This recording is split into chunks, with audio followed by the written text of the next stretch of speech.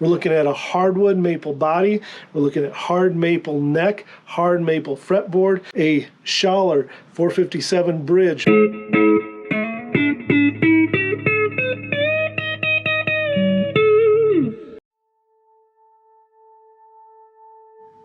man, I don't know what to say. You don't need to say anything. Oh my goodness, that is gorgeous. Oh my goodness, that's amazing. Wow, that is beautiful. If you'd like to follow the process of turning a block of wood like this into a guitar like this, then you've come to the right place. And if you would like to see me give this guitar away, click subscribe, hit the bell.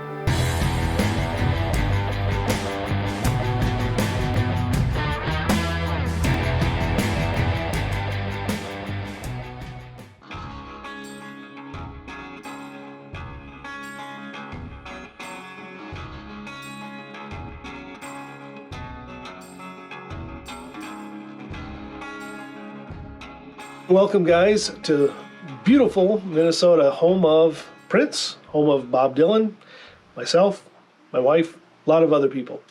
We're going to talk today about what goes into these guitars. This is a Prince Cloud style guitar. I cannot call it a Cloud. I won't call it a Cloud. And I know even Dave Roussan, who built the original, right now, he's not able to call his a Cloud. He's calling it a Roussan original. It's beside the point. I do have permission from Dave Roussan to build these guitars. I am completely for Dave Roussan's ability to build his guitars and maintain his right to this style. And I'm very thankful that he has given me permission to build what I build. Mostly what I build are the semi-hollow guitars that are like this, but they're semi-hollow version, kind of my own creation that I came up with, and it's a little bit different. The elements, all the little elements that go into making this guitar what it is and to get the sound that it gives. I once was a backpacker. Once in a while I might still consider going backpacking, but I didn't get it. And I want to make a comparison here. When I started backpacking, I would look at things in the store or on the catalog, and I would see this camp stove at 10 ounces and this camp stove at 4 ounces. And I would think 6 ounces isn't a big deal for that much of a difference in the cost. But then what I found out was all of the ounces saved here and saved here and saved here add up. And if you want a light pack, you spend more and you get the things that are going to give you quality in a lighter weight. Well, similarly, with the guitar's tone and a guitar's sound, it's not just one element. It's not just the wood or just the bridge or just the tuning machines. And a lot of people are going to argue that a lot of your tone is going to be in your fingers, which is also true. B.B. King sounds like B.B. King, and Stevie Ray Vaughan sounds like Stevie Ray Vaughan on whatever guitar they play. If it's a $200 Yamaha Pacifica or it's a $3,000 Strat, they're going to have their sounds because of the way they play. However, if you put Stevie Ray Vaughan on a $200 Pacifica and then maybe put him on an Epiphone and then put him on a PRS and put him on, you will hear differences if you are knowing what to listen for, and it's those little differences that can, in the end, make the bigger difference. All those little things add up to the whole. So today what I want to do, as opposed to just walking you through how to put things together, which I've done, and there are videos on that, you can go back to my other videos and see that. I want to talk more through the specifics of what parts are being used in these Clouds style guitars, what I put in mine now, what was in the original, what I prefer, and you'll see how the little things begin to add up and make a difference. So let's begin with the pickups. The original Cloud guitar used an EMG 81 in the bridge and an SA in the neck. Now sometimes there was an 85 used in the bridge, and I do that as well. I like the 85 in the bridge. But let's talk about these, because what I use is the 85X and the SA-X. Now EMG started up around 1979, and so it was in the mid-80s that these 81, 85 combos started to become really popular with some really heavy guitar and all. It was in 2009 that there was an upgrade version called the X Series. The X Series gives that pickup more headroom. It gives it a little bit more frequency, high frequency response, and it sounds a little more like a passive pickup. See, these are active pickups. You have to have a 9-volt battery in your guitar to run these. But the X version is definitely a little more crisp, a little more responsive, and side by side, because I've done guitars both with the 85 or the 85X or the 81 or the 81X SA and the SA-X side by side, playing them, and I definitely liked the X version better. It gives that crisper, brighter, a little bit more output, headroom sound of a passive pickup, but it's got the elements of the EMG that we really love, and that is it's quiet, meaning you don't get a lot of interference with it. I almost don't even need to put any shielding in or anything because they are just nice and quiet. In fact, I've had guys call me up and say, Steve, why is it that my other guitars, I'm trying to do a recording here, and my other guitars are getting so much interference and buzz, and I can't record with them, but I can record with yours. What's wrong with my other guitars? Well, the difference really is the pickup. It's not me. It's not something I'm doing. These EMGs are a wonderful pickup for that purpose. If you play a guitar and you are recording, you're watching the wave line as you're playing, when you've got an EMG on there, you can almost see like a compressor condenser form already in it because of the way they respond. Prince used the 81 and the SA. It was 2009 that the 81X and 85X and SA-X were released. As far as I know, I don't think Prince ever went to the X version of it because he just had what he had in his guitars already. I don't know if he ever compared them side by side, but my personal guess is that he would probably have used the X series. But that's just my own opinion. I have nothing to base that off of except for when I listen to them side by side. I really appreciate the X series much better.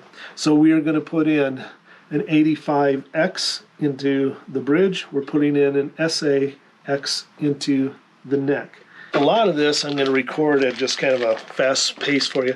But the really nice thing about these pickups from EMG, I don't have any sponsorship.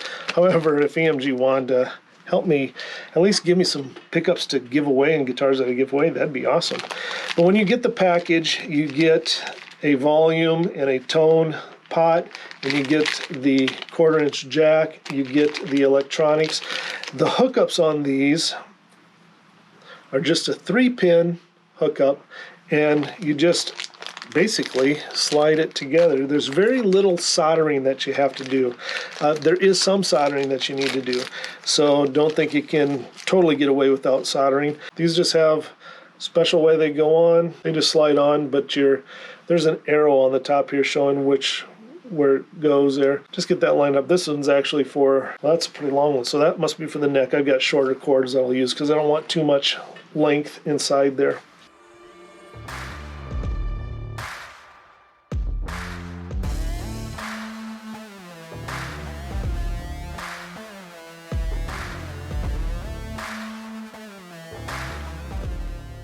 One of the other reasons why these are such a nice pickup to use is because the pickups themselves are actually a rail. The posts, when you're doing bends, can lose a little bit in between those posts, and so the idea of the rail is that it's a consistent solid metal bar that's going along there. So as you make your bends with your strings, the rail is fully there so you don't lose volume. As I begin to line this up where it needs to be, as I tighten it in there, I just want to put my bridge in place.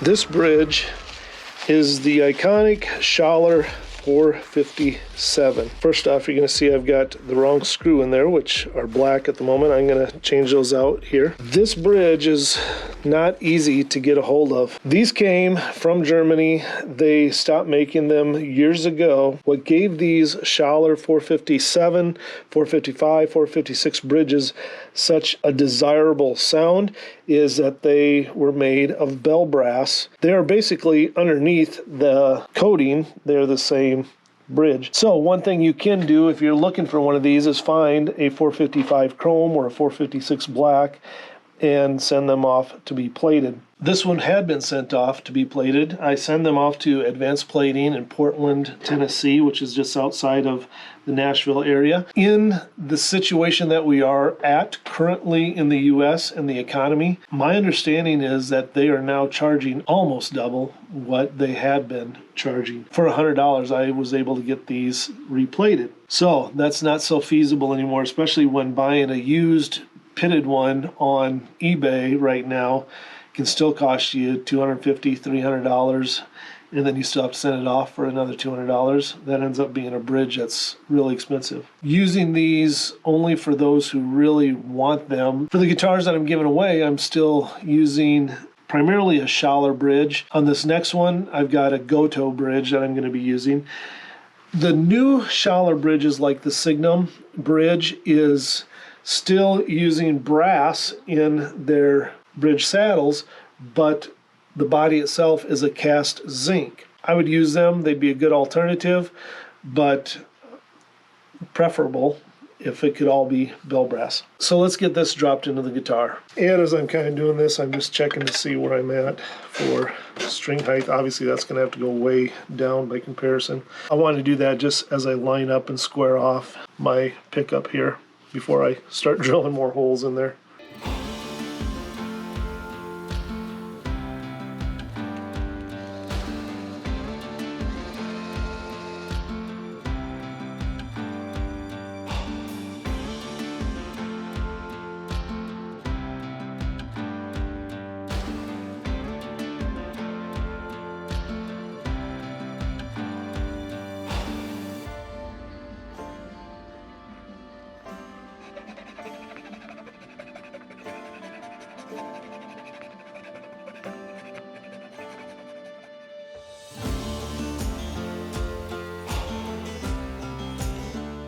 I'm keeping my wires fairly short so that they're nice and tidy in there.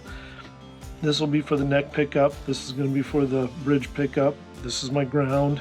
I still need to have one common yet in here. I'm keeping this short enough so that the way this sets up inside the cavity, this is just going from here to here, from here to here, from here over to here. So that one needs a little bit more length to it. But just keep them short so I can keep them nice and tight, small. Try and show you a few of these things really just kind of quick. I don't want to take too much time with this, but flux, use flux on your metal parts. That's going to help your solder to adhere really much quicker, much easier. So if you're having a problem with getting your wires to stick to your pots or to anything, flux is a big part of it. Just helps it to adhere there. So I got that on there. The other thing I'm going to do very quickly is I'm just going to do what's called tinning these ends. And that's just going to be to put a little solder right on there so they're all ready to go.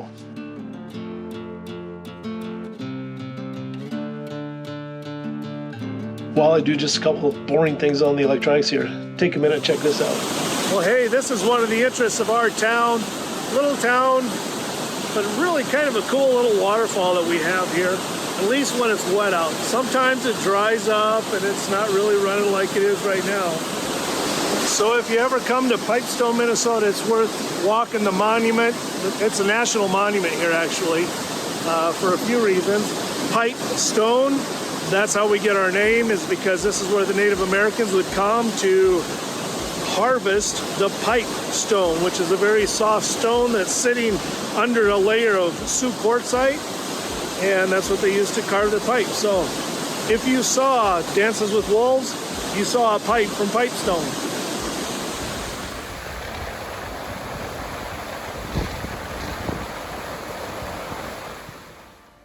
Right, I've got the electronics done down in here. You can see what it looks like. Pretty well put together. The links on these that come from EMG are probably a little bit longer than I would necessarily need, but I understand for different guitars you're going to have different needs. So I just kind of wrap them up.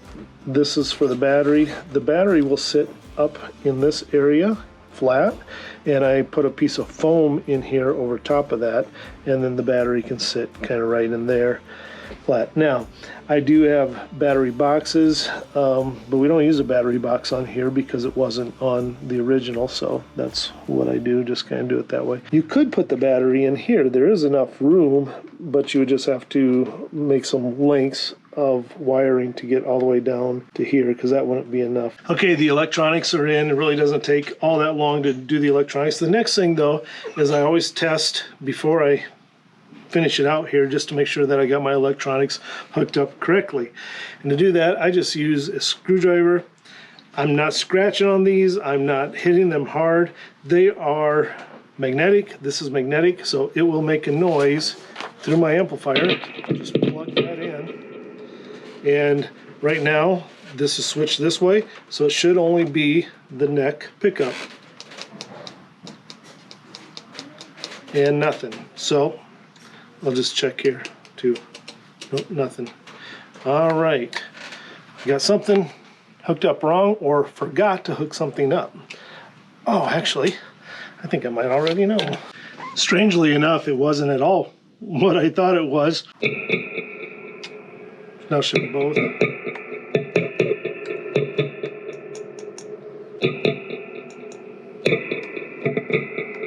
Okay, so it's working, as you can hear. Couldn't figure out what was going on, but apparently the little prongs on the 1/4-inch jack, one of them was bent out a little bit, and therefore it wasn't having good contact with the cord. So it's just a matter of squeezing it just a little bit, and now it's just fine. So that's all it was. The other thing I do once it's at this point is I just check the volume. So if I'm just going up to this one,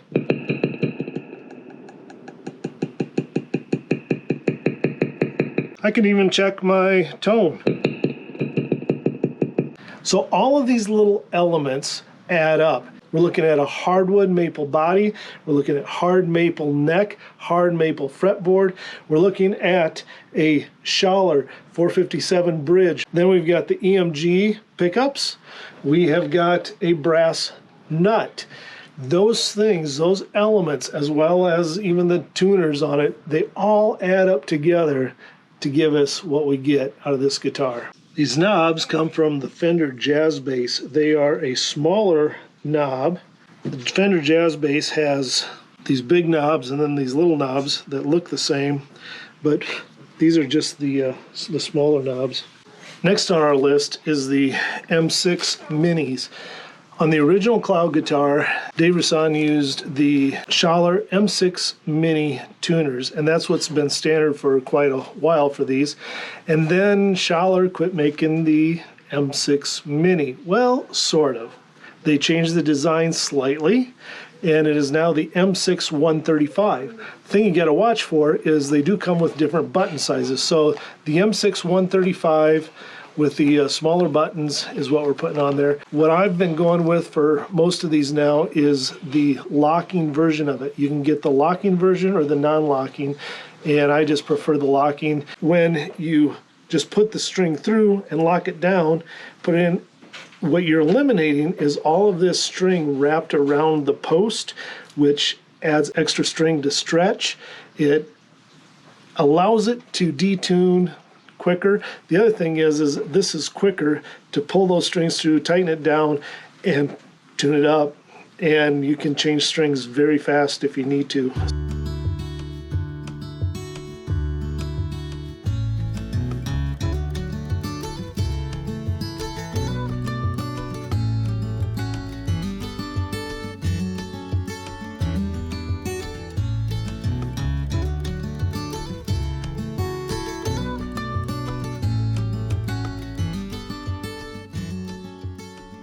The brass nut is the next thing in line to give this thing the snap, the brilliance, and it's because of these things like the brass nut the EMG pickups, the maple body, those things all work together to put together a guitar that will cut through the mix and the mud and all of that. Especially a big heavy mix of a lot of sound, this will cut through it. And I think that's one of the reasons why Prince used this combination, so his guitar would cut through the mix. I think I'm gonna put the gold on because when Kyle opens up his case for the first time and sees the gold frets with the gold strings and the gold hardware, I just want him to be stunned. I hope he will be. That's my goal. I want people to be happy with what I do for them. So these are really nice. Optima, they are a Brian May. The only place I have found them is online. When adjusting these nicely done screws for the bridge, one, make sure that you've got a screwdriver that's big enough. The other thing that I just do just to help, you got to be careful not to let anything slip, of course, but to just put a little cloth, just a little one on there, and then I can start to crank it down a little bit. Do that over here. Just helps to keep it from scratching this really nice. You know, it's almost like jewelry, so I don't want them to. Let's see where I'm at with stuff here. It's still pretty high. I'll fine adjust it in a little bit, but right now I'm just trying to get it somewhat close. I try not to handle it too much with my fingers so I don't get the oils. I mean, it's inevitable. I've got to touch it a little bit here and a little bit there. Now let's go down to the other end and see the brilliance of the locking tuners.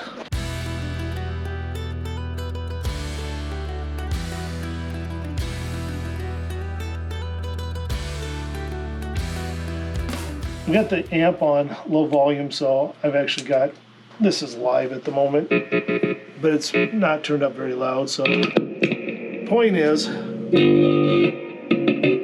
first sounds, I'll tune it up really fast, and then it's not going to be intonated, nothing set up. I still need to do the brass nut on here, and just going to see what it's like when I just tune it right now. It's tuned, it's not intonated, and I don't have my height settings or anything yet, but first sounds coming out of the guitar.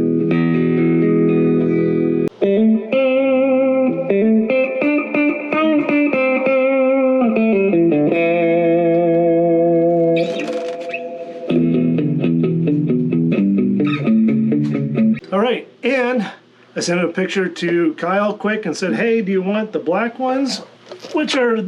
This is what was on the originals, were those jazz style, or the gold, which came on the later. And he says, let's go with the gold. So I'll take these off and put these on.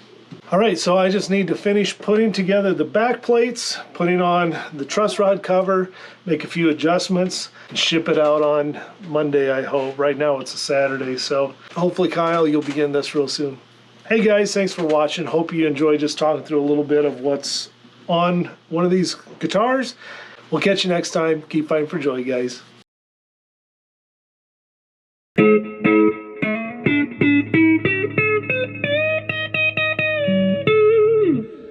However, while you can hear that it plays, right now, it plays like junk. And the reason is, I haven't set it up yet.